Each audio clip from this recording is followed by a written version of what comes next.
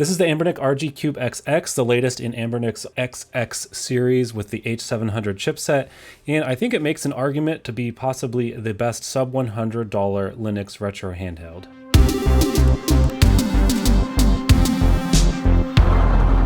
All right, so another month, another Anbernic handheld. This is the latest in the H700 series XX line. It is the RG Cube XX.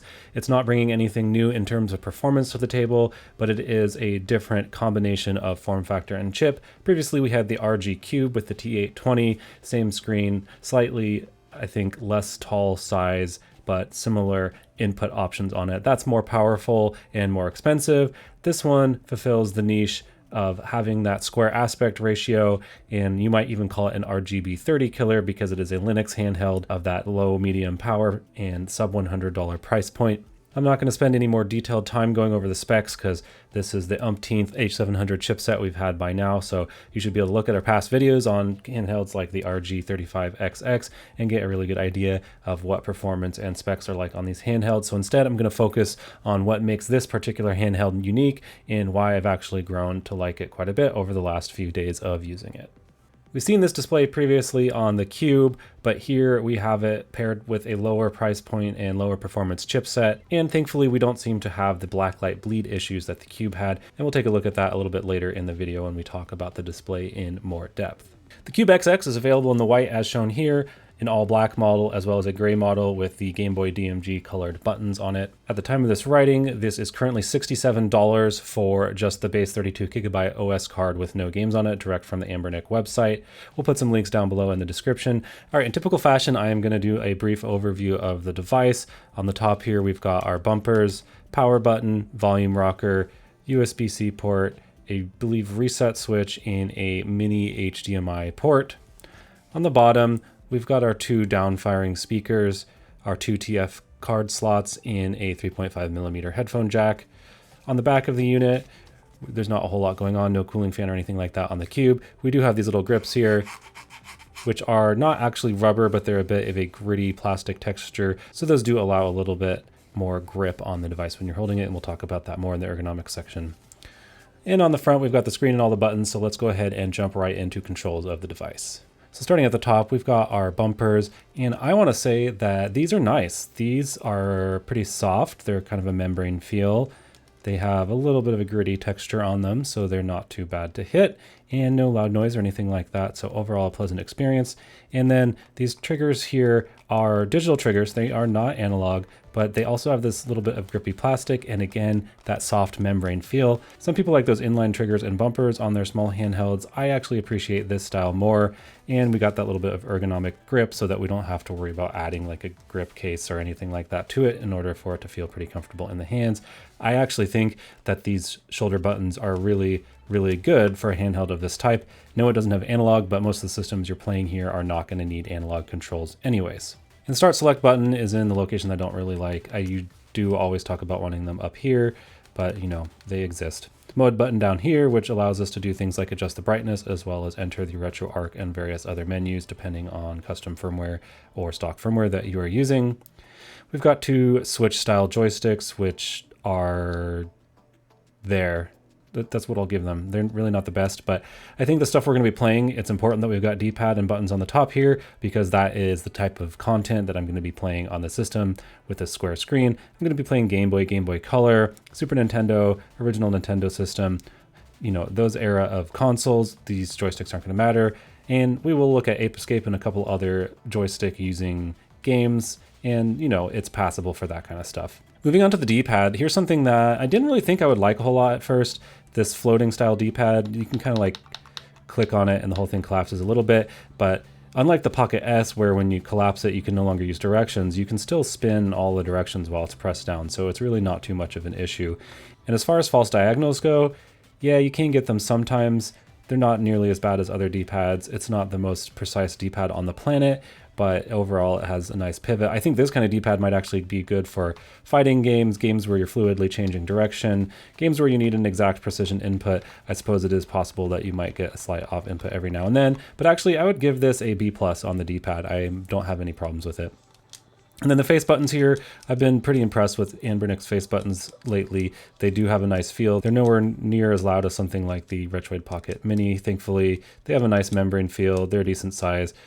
They're a little maybe too glossy. I wouldn't mind if they were more of a matte texture on them, but overall, you know, I can roll and hit more than one button at the same time with my thumb and the pad, and so that's not an issue at all. So overall, I would give the inputs a really good rating on this for a budget handheld.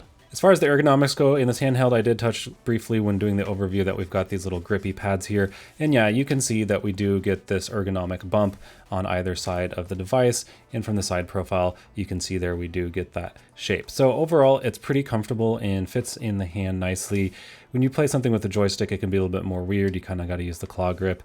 You know, I mentioned, I think this before with my Neo Pocket Micro video, that if you have one hand on a joystick, it's not so bad because you can support the weight with the other. But if you're doing something with dual joysticks, then it can become a little bit more of an issue. Kind of the same situation on the RG406V.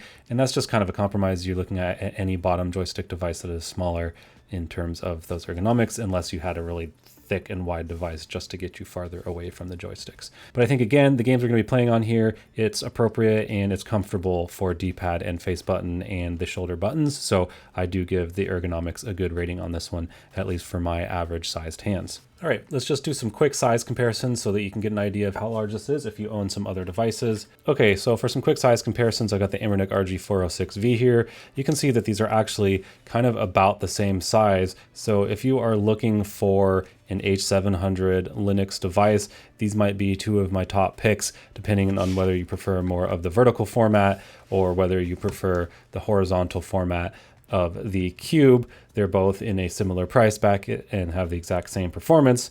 However, this does have a 720 by 720 screen versus this having a 4-inch 640 by 480 4.3 screen. So I think depending on what kind of stuff you're playing, 4.3 games may show up to be a little bit bigger on the RG406V. You can kind of tell, I mean, there's bezel here, but even still you can see that this is significantly wider screen on the 406V. But if you're playing 1187 or vertical content, then the Cube can come out on top in those situations. And if you need a second joystick, or you prefer the horizontal ergonomics, then obviously no brainer. I think between the two, I'm a little bit more of a horizontal guy, so I would pick the Cube XX over the RG40XXV, but that's just my personal preference. Comparing to something a little bit more compact, we have the RG28XX here, which is probably the smallest reasonable handheld in my collection. If you don't already have a retro handheld, but you've got a PS Vita at home, then you can see a comparison here.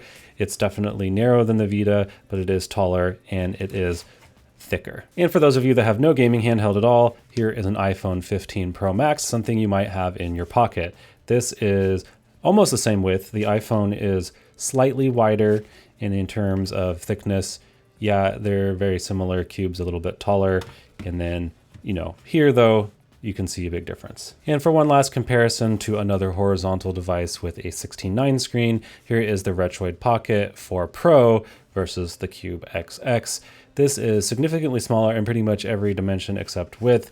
It is not as tall, it is not as thick, but it is longer. All right, moving on to one of the aspects that differentiates this from other handhelds in the series, we've got the 720 by 720 4-inch IPS panel on here. Let's boot up some games so we can see how that looks. So as you can see, we do have a pretty crisp and vivid display here on the RG Cube XX. Don't really have any complaints. Do have pretty good color, nice crisp clarity, and overall pretty good experience with this screen. Let's turn the lights off and turn up the brightness and see if we can see any light bleed on this screen. All right, so at least initially here, you can't really see anything. I'm gonna think I have to shut down the device to get a black screen as possible. And as you can see here, I don't see any light bleed.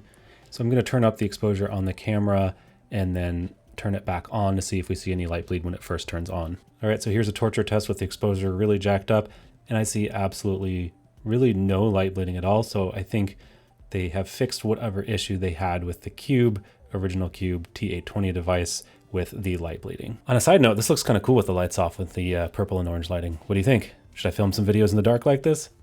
Moving on to audio, I wouldn't say there's anything stellar here, but the speakers are serviceable. Let's turn that up and take a quick listen.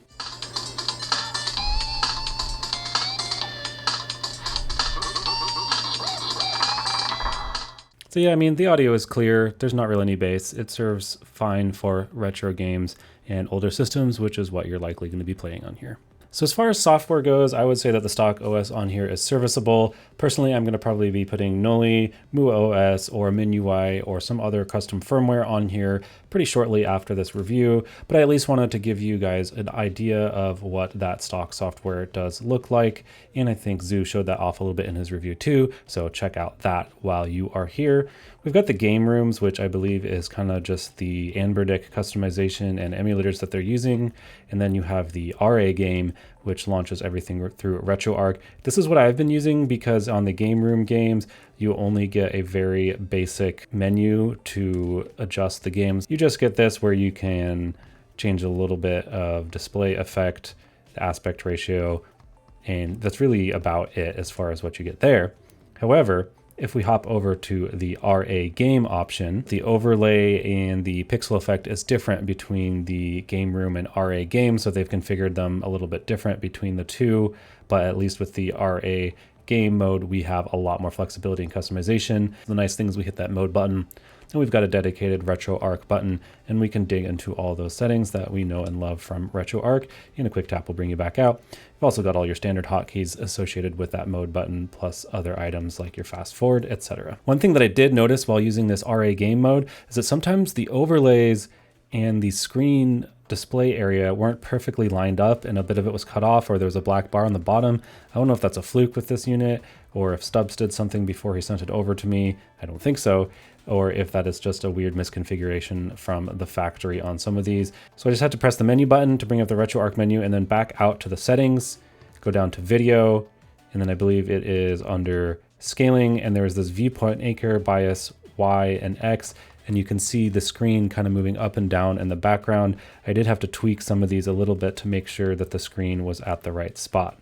And likewise, if you wanted to take the RetroArch default screen and just get rid of it and do your own thing, there's a couple things you need to do. The first thing would be to go to scaling, turn that on or off for integer scaling depending on your preference. And then we would want to go back to our quick menu. We're going to want to go to the on-screen overlay. I'm going to turn that off. We go down to shaders. We're going to turn those off and hit the menu button. And now you've just got your straight pixel art with no shaders, filters, or overlays applied. Game Boy Advance here does have the black bars on the top and bottom, so maybe the overlay is nice there. But for some of the systems like Game Boy and Famicom, I wanted it to be mostly full screen without any bezels, so I changed that myself. I didn't save any settings because I wanted you guys to see what it looks like straight out of the box in this video, but you can go back into RetroArch, go into your overrides, and then save your core or content directory overrides. I'll go ahead and do that for Game Boy Advance, why not? And now that override should be successfully saved. If we quit out of this game and pop into a different Game Boy Advance game, hopefully if I did everything right, when it shows up, yep, there is no overlay and no pixel effects. So it's pretty easy to save those on RetroArch and override them to go back to just being plain, but kind of cool that they did pre-configure some stuff for us out of the factory. So, you know, the software, it's serviceable. It's not my favorite firmware, but if you just want to load up some games and play it, you can totally use it. In fact, I got this unit just with 32 gigabyte card with no games and dropped my own games straight onto the leftover 15 to 20 gigs that was on that card. And for a system this size, I almost don't even need a bigger card. I'm not carrying around a whopping collection. As long as you don't try to put a bunch of PlayStation 1 and Dreamcast games on here, then it's probably going to be enough size for all of your older systems just with the factory card. Now, yeah, the factory card might fail, but for the sake of testing, I just wanted to show that you could use the factory card and have a serviceable console. Do recommend picking up something a little bit better, something like a Samsung Evo Select card or a SanDisk card, just so that you have reliable storage, but it does work. All right, so in my last video, somebody complained because I didn't show the joystick LEDs on ever. Maybe that is personal bad. I always turn joystick LEDs off on every single device that I own, but just to show you, I will go into the menu here from the home screen. We can go down to LED settings, and here we can enable our LED lighting effects, and then we can change the mode, and we can do some fun things like the multicolor rainbows. You could have a seizure while you're playing games. You could have your joystick lights follow you, or whatever tickles your fancy. Personally, off, and it'll stay that way for the rest of eternity. As far as heat and temperature goes, I think that it gets maybe a tiny bit warm here if you're playing like Dreamcast or Nintendo 64. I didn't have any issues. It never felt hot during the game sessions I did. Granted, I didn't play it for hours on end yet, but no real issues, no obvious heating up.